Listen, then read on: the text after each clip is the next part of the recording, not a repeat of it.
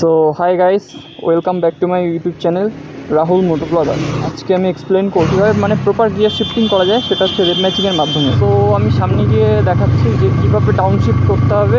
সবার আগে আমি একটা কথা বলবো যে সবসময় হেলমেট পরবেন, হেলমেট পরে তাই বাইক চালাবেন। আর এই জিনিসটা করতে পারলে বাইকটাকে খুব তাড়াতাড়ি থামাতে পারবেন। সবার আগে শিখতে হবে হচ্ছে ইঞ্জিন ব্রেক। ইঞ্জিন ব্রেকটা মানে হচ্ছে কি, যে পায়ের ব্রেক হাতের ব্রেক ইউজ করবো না, না করে থামাতে হবে বাইকটাকে, ব্রেক করাতে হবে।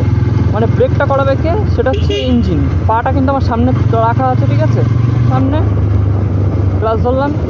এই দেখুন বাইকের স্পিড কিন্তু কমছে, আমার কিন্তু কোনো ব্রেক ধরিনি কিন্তু, উইদাউট ব্রেক দেখুন একদম স্লো হয়ে গেল কিন্তু বাইকটা।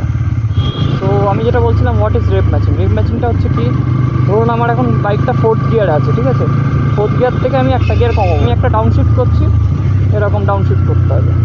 3rd গিয়ার, 2nd গিয়ার, এই দেখুন 2nd ডাউন শিফট, এইভাবে ডাউন শিফট করতে হবে। ডাউন শিফট করানোর সময় কী করতে হবে, হাতের দিকে ফলো করবেন, পিকআপটা একটু ফ্লিপ করাতে হবে।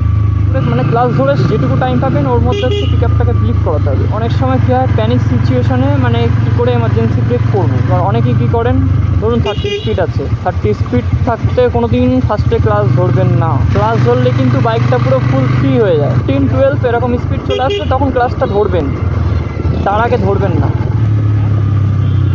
ফ্রন্ট ব্রেক, রিয়ার ব্রেক, এই দেখুন ঠিক এইভাবে দাঁড়াতে হবে, কিন্তু ঠিক এইভাবে ব্রেকটা করতে হবে। আমার এই ওদের একটা গানের কথা খুব মনে পড়ছে,